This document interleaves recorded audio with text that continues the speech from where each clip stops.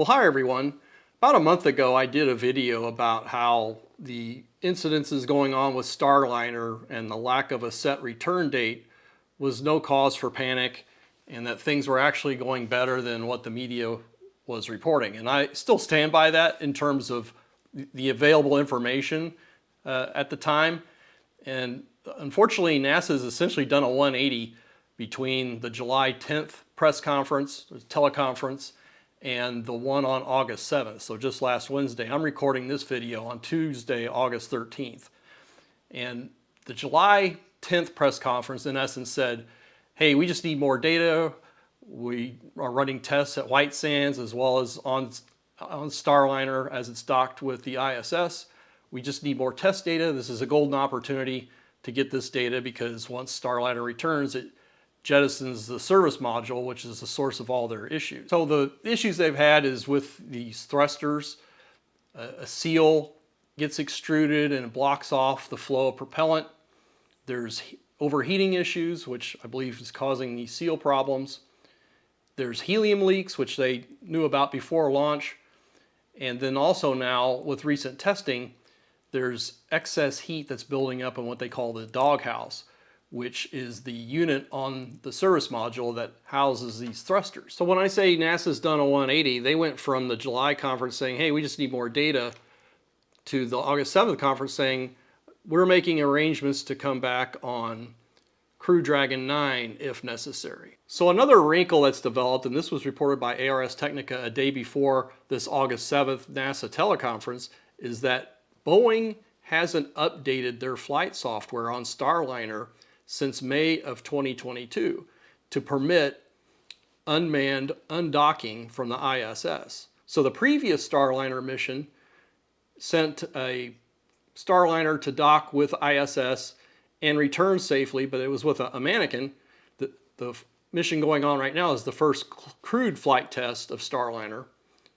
And it had been thought that if this had gone adequately, then the next Starliner launch would be after certification, so it would be the actual first certified flight of Starliner.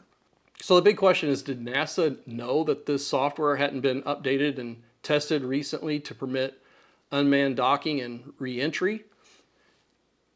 Is it a matter of NASA not providing adequate supervision? Did they know all along? You know, if you look back at this July 10th press conference, one of the things they kept asserting was, if in case of an emergency, Starliner can return at any time. And they clarified with his recent press conferences, well, yeah, that's if there's an emergency, because those risks would outweigh returning in the Starliner as it is now. But if you have a choice to come back on, say, a Dragon capsule, say Crew 9 Dragon, well, you would probably take that, or you might take that if that's perceived to be a lower risk. So my theme on this channel, one of the main themes, is how people in authority handle communication of engineering and other technical issues. And I've been highly critical of various organizations that either don't release information, release misleading information, or it's just a combination of these things. We've seen it with Rhode Island. We've seen it in multiple instances where I've done videos on this topic. And so this is really fascinating to me. I don't know if NASA was trying to be clever and carefully select their words with the previous press conference, but it looks like they're seriously evaluating having the crew come back on a Dragon capsule, and it sounds like Starliner would come back without anybody on board. But the other thing I want to focus on is how engineering information, not only is it how it's disseminated by the people in authority, but how it's perceived by the media and consumers of media. You know, these headlines that astronauts are stuck on International Space Station indefinitely after problems with Boeing's Starliner. This was an early July headline. Well, they're not stuck. They just haven't had their return date scheduled. Now, what's interesting to me is, in response to my previous video, a lot of people said, you know, you don't know what you're talking about. There's no way they're coming back on Starliner. Well, what information was that based on? Because this was held very closely to the vest, and this news about The software not being updated to permit an unmanned undocking only came to light about a week ago. So is it because of engineering judgment? That's an intangible. That's based on extensive experience in a given industry. And there are cases where you can't get all the information you need to make a decision. It sounds like there's really no straightforward calculation for the risks associated with the return options here, at least relative to Starliner. So it's ultimately going to come down to some judgment of some senior managers at NASA as to whether to return Starliner with a crew. Now, to make this happen for Butch and Suni to come back on Starliner, they have to reconfigure some seats near term on the Crew 8 capsule, and that's for emergency purposes. They need to be able to shelter in place in case there's orbital debris like just occurred previously with a disintegration of a Russian satellite. Now, recently you have China having a rocket explode in low Earth orbit and has produced at least 900 trackable items in low Earth orbit that presents a collision hazard. So thanks, China. I know other countries have contributed to that, but China seems to be a really bad actor in that regard. So they would reconfigure the seats on Crew 8 just in case of emergency. They would have to undock Starliner in an uncrewed configuration. Then they would have to launch Crew 8 Dragon with 2 people instead of 4, and the earliest that launch would occur is September 24th of this year. And then they would come up and join everybody else on ISS. Butch and Suni would become part of that crew rotation and be on station for that cycle for an additional 6 months. But again, that's the earliest that the Crew 9 flight would occur.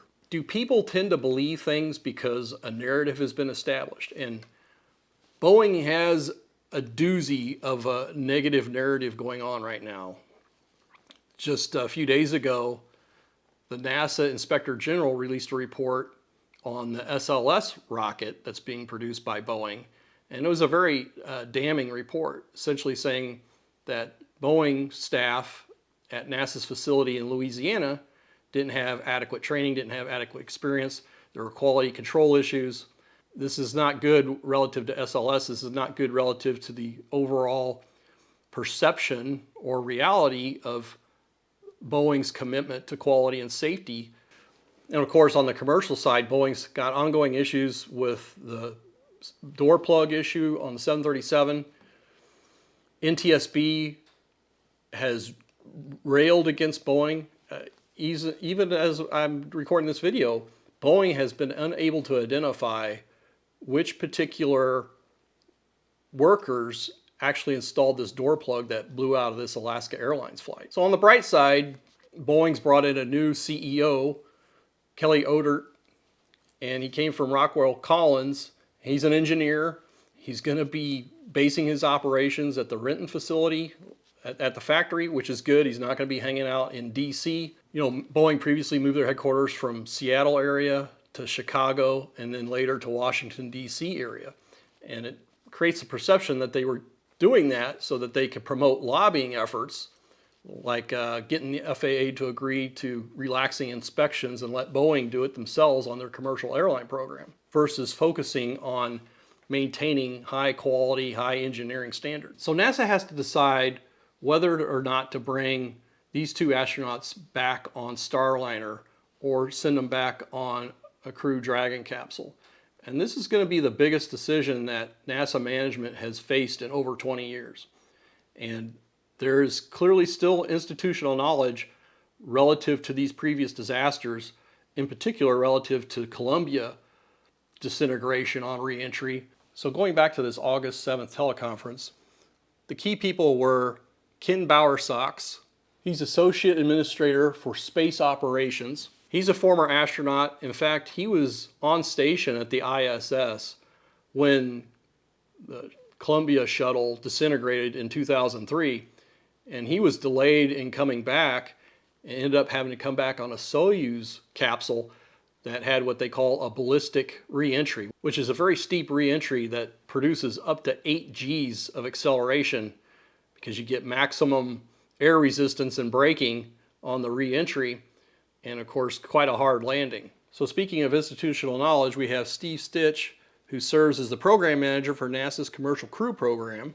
Back in 2003, he was flight director, and he ended up sending an email to the crew on board Columbia prior to their re-entry attempt, and quote, "Experts have reviewed the high-speed photography and there is no concern for RCC, reinforced carbon-carbon, or tile damage," Mr. Stitch wrote in an email to the commander, Rick Husband, and the pilot, William McCool. Well, of course, those 2 individuals and 5 others died when Columbia disintegrated on re-entry. Also on the call was Dana Weigel, NASA's International Space Station Program Director. Now, speaking of narratives, on August 2nd, 5 days before this most recent NASA teleconference, Boeing produces a blog post saying, "Hey, this is all the testing that we've done on Starliner, and as far as we're concerned, we're good to come back." I'll read you the statement here on the bottom. "Boeing remains confident in the Starliner spacecraft and its ability to return safely with crew. We continue to support NASA's requests for additional testing, data, analysis, and reviews to affirm the spacecraft's safe undocking and landing capabilities. Our confidence is based on this abundance of valuable testing from Boeing and NASA. The testing has confirmed 27 of 28 RCS thrusters are healthy and back to full operational capability. Starliner's propulsion system also maintains redundancy and the helium levels remain stable. The data also supports root cause assessments for the helium and thruster issues and flight rationale for Starliner and its crew's return to Earth." Well, on this most recent teleconference, clearly there are several individuals at NASA that don't agree with that.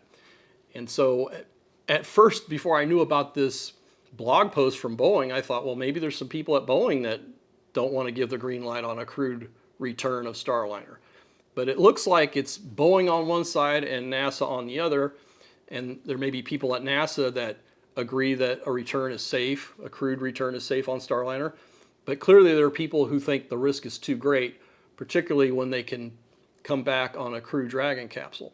And in the backdrop, you have these previous Starliner missions. The first unmanned mission, the first orbital flight test, didn't make it to the ISS because of a software problem. And as I mentioned, on Flight Test 2, that was unmanned, and they used the automated undocking and re-entry software to get the capsule back to Earth. But again, that software hasn't apparently been updated since that time. So during the conference call, NASA mentioned that they've brought in additional propulsion experts from Jet Propulsion Laboratory, Glenn Research Center, and Goddard Space Flight Center to look at the data and help inform the decision on whether a crewed return is viable or prudent. And so just as an exercise, I'll ask you, if you bring even more people into a situation, are you more likely to drive consensus, or is it more likely that you'll get even more dissenters? So to me, this has been a really interesting situation in terms of how the communications been conducted between Boeing and NASA and what they've led the public to believe. They made several mistakes, first of all, by saying this was going to be an 8-day mission. They could have said that was going to be a minimum 8-day mission. It's a test flight. It could be longer. Obviously, acknowledge all the other problems. I don't know why they didn't acknowledge that the software wasn't ready to bring the crew back in an automated fashion. And again, apparently this automated undocking and reentry is important to minimize the firing on these RCS thrusters. And so you minimize the firing and you reduce the chances of overheating and then blockages occurring. If you have to do an automated undocking and reentry, but then your software isn't ready to accommodate that, you're not ready to come back. So it's just going to take time for the public to really understand what's going on here and why. And of course, depending on the answers to these questions, it'll shed light on whether or when certification of Starliner could occur, whether NASA continues with Starliner or cancels the program altogether. I think it would be pretty extreme, but I think it would also depend on how forthcoming Boeing has been in this process. And I think it's quite odd that they would get ahead of their customer by essentially posting a statement that, hey, we're good to come back, but it's our customer here who's the fly in the ointment. I mean, that's just bad form. I mean, I think that would be an internal discussion where you're a vendor, you tell your customer, hey, this is what we advise, and then let them handle the public relations after that. So I know there are many of you who are into aerospace topics. I recently read this book, Skunk Works. It's surprising to me how relevant this book still is. This was published in 1993, and the main author is Ben Rich, who took over Skunk Works at Lockheed from Kelly Johnson. And this book describes the development of the U-2, the SR-71, S-117A stealth fighter, other programs. It talks about the difficulty of doing work in classified or special access programs. It's extremely fascinating. It talks about engineering culture. So I highly recommend this book. I've got a link in the description in case you want to check it out. So at the end of this video, I've included excerpts from this August 7th NASA teleconference. You can hear for yourself. I've put these audio segments in a slightly different order from how they occurred in the teleconference just to make it more coherent. I've also edited out some of the dead air between question and answer. And in one case, I deleted a second part of a two-part question because it didn't pertain to the main issue of what's going on and why relative to a decision on returning Starliner with crew. So with that, I'd like to send a shout out to channel members. I really appreciate your ongoing support. I also appreciate the support from those of you who have provided super thanks. That's another great way to support the channel. Our next caller is Micah Maidenberg with the Wall Street Journal. You may go ahead. Thank you. Hi, all. Boeing said last week that data supports flight rationale for using Starliner to take Butch and Suni back to Earth. I guess, Ken and Steve, just from where you sit, are you personally in agreement with that view from Boeing, or do you prefer one of the contingency plans discussed, or are you still waiting? And just wherever you are on that, could you please explain kind of the magnitude of debate within NASA about using Starliner to return the crew members? Like, how many people, for example, on the program control board are currently opposed to that? Thanks. Well, why don't I start, Steve, and then you can kind of finish and tell Micah about the PCB. Yeah, as I mentioned before, I think reasonable people could have different views on which path we should take. I don't think anybody is taking a view that you could prove is wrong or right. What we've got is an uncertainty band, and the Boeing team, because of their experience and their belief in the resilience of their hardware, that would take them to being very confident that the vehicle could bring the crew home, even right now with the uncertainty we've got. But we've got other folks that are probably a little more conservative. They're worried that we don't know for sure, so they estimate the risk higher, and they would recommend that we avoid coming home because we have another option, right? We could put the crew on a Dragon. So that's part of the discussion that we're having right now. But again, I think both views are reasonable with the uncertainty band that we've got, and so our effort is trying to reduce that uncertainty. Steve, anything you want to throw in there? No, Ken, I think you said it. I'll throw a couple things in, but you said it really well. It's about the uncertainty in the data. I think Boeing asserted their vehicle was ready to come home on Friday with the blog post they put out. They listed all the testing that we have accomplished jointly between Boeing and NASA in that blog, which was good. We've done a fair amount of testing. I think it depends on your experience base a little bit as to how you view the risk. Boeing is looking at the risk from the thrusters based on what they've observed more in previous flights, all the way back to, if folks remember, in 2019 OFT-1, we felled off 9 thrusters, I think it was, very early in the flight due to a problem getting the OI burn off. And had some severe heating, a number of pulses on that flight.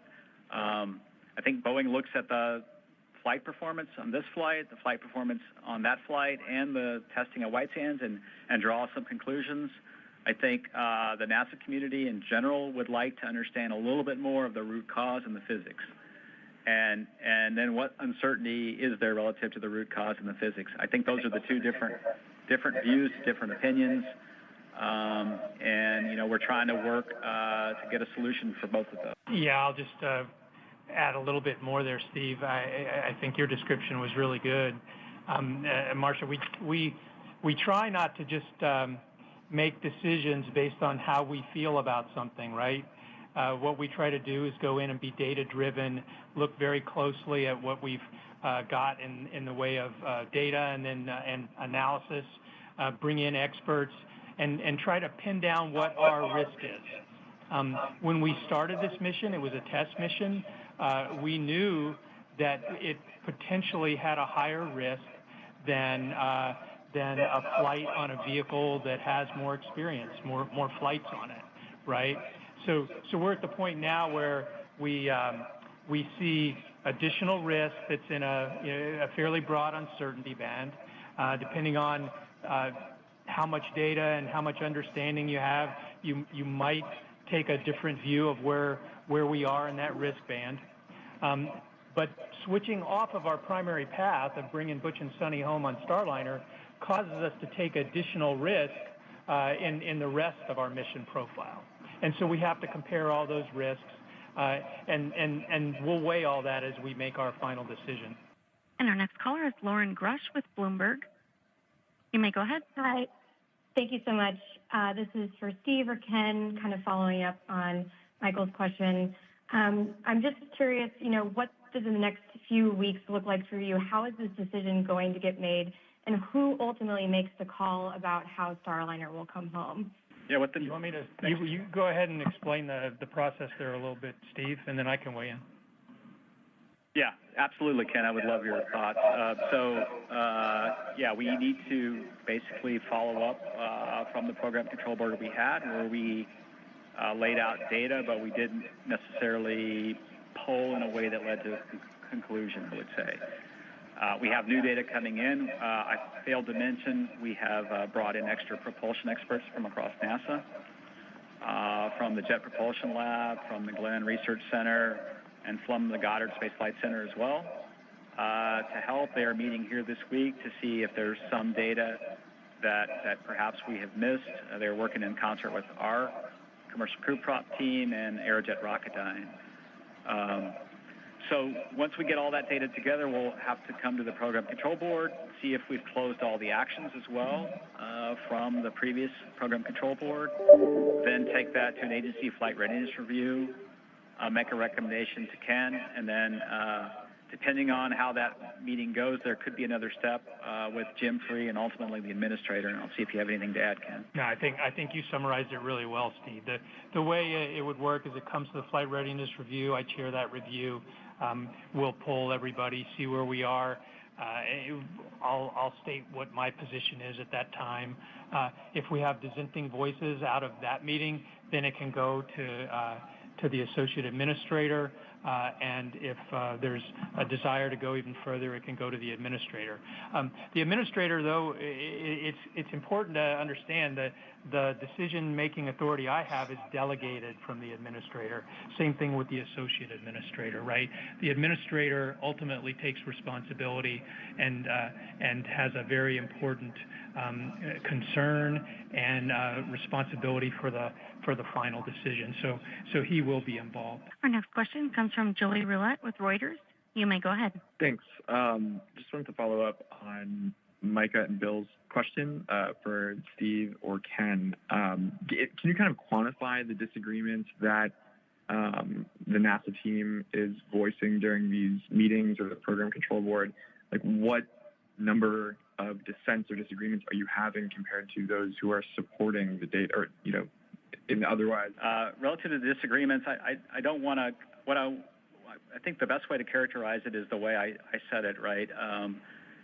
People with various levels of experience look at uncertainty differently. And so the real disagreements are how much uncertainty they view in the data and how much risk level they view relative to Starliner. And now we actually, for the first time, I think ever in human spaceflight, while docked ISS have 2 U.S. vehicles to choose from in some respect, Dragon and Starliner. And so we knew the test flight would be riskier. The Dragon Demo 2 test flight was risky as well when we flew Bob and Doug in May of 2020.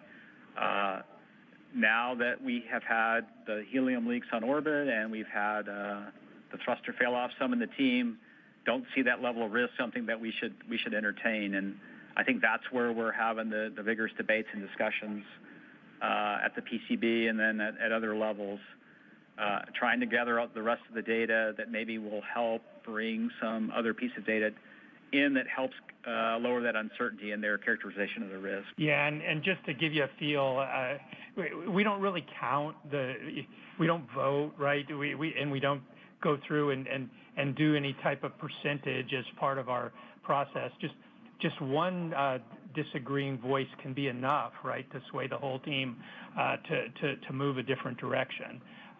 But I'd say we heard from a lot of folks that had concern, and the decision was not clear. Right, we heard enough voices that the decision was not clear at the program control board. Our next caller is Bill Harwood with CBS News. You may go ahead. Thank you. I think this is for Steve. Can you clarify what the actual risks are with the return? In other words, what I'm asking is, what's the worst case, given what you know about the health of the OMAX and the past problems with the RCS jets? You just mentioned you could fail off a bunch of them. It sounds like, and please correct me if I'm wrong, that as long as the OMAX fire, you're going to come down and the crew would survive that. They might not land where they wanted to, or is it worse than that? I don't understand. I understand keeping it stable during the burn, but I'm not understanding what the worst case failure here is that you guys are spending all this time trying to protect against. Yeah, that's a good question, Bill. I think it's really the worst case would be some integrated failure mechanism between the helium leaks and the RCS thrusters. And so for a nominal deorbit burn, as I talked about, we fire one OMAC in each of the 4 doghouses. And then the RCS jets are just there to hold the orientation. And, essentially we could lose a number of jets. It's really the multiple failure cases where if you lost if you had a helium leak in a certain doghouse and that took out the OMAC in that doghouse, then you could end up with some cases that aren't as easily controlled. And that's really the more stressing cases that the team is worried about. And then the team also really does want to understand the physics. Our white sands testing shows some degradation in thrust over time, which would be acceptable. The team also wants to understand the worst case ramifications of getting the thruster hot. So far, we have seen on the flights, on multiple occasions, we've got the thrusters very hot, but they also want to make sure there's no particular failure mode if the thruster gets too hot that we haven't seen yet. So I think it's more along the lines of looking at the most extreme cases on the thruster that the team's off looking at. Yeah, I would just say, from a thruster perspective, the biggest demand on the thrusters for the remaining portion of the flight is really the deorbit burn. There'll be a few thruster firings to back away from ISS, and then a burn to basically take it over the top of ISS, and then I would say below ISS, and then moves out in front of ISS.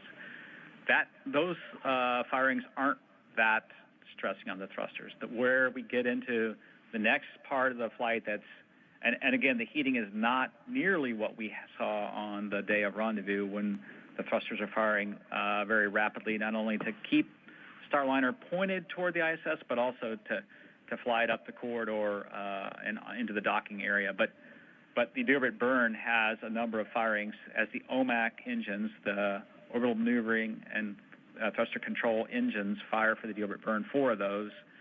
The RCS thrusters will fire to hold the orientation of Starliner to make sure it's pointed in the right direction to get all the thrust you need out of the engines, and that's the next stressing case. So it's really the real concern is how many thrusters can we have fail off? We've done a lot of analysis that have shown that you can have significant number of the aft thrusters fail.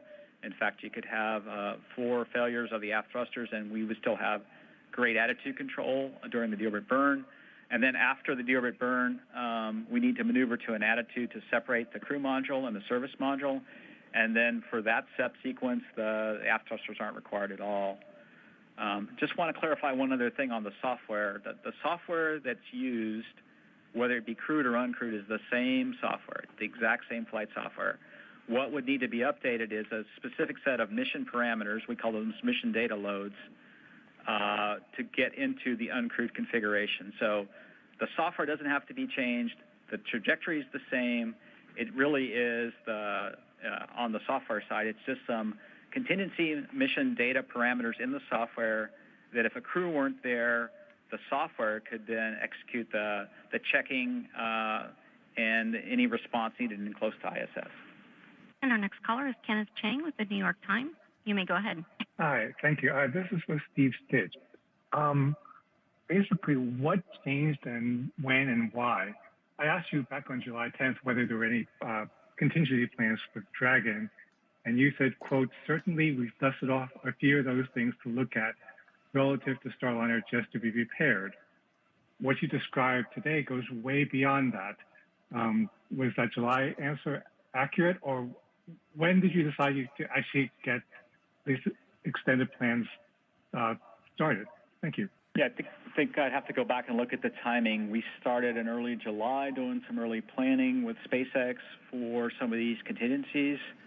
Then as we got closer and a little bit more data, we started to put a few more things in place on Dragon. You know, we have this contingency option that we've been working a little bit more in the background for a while. In the last few weeks, we have decided to make sure we have that capability there. As our community, I would say, got more and more uncomfortable with the uncertainty in the thrusters, I think that, to me, upped the priority in having this capability in place. And really, what we have done is totally reversible. We can fly Crew 9 as planned, as we've been planning for years with 4 crew members, and we can plan to fly it with 2 crew members. And so as we got further and further into it and heard more from the team and the uncertainty that Ken talked about and I've talked about, we decided to put a little bit more effort on that, on getting the Crew Dragon on Crew 9 configured to support the option. So.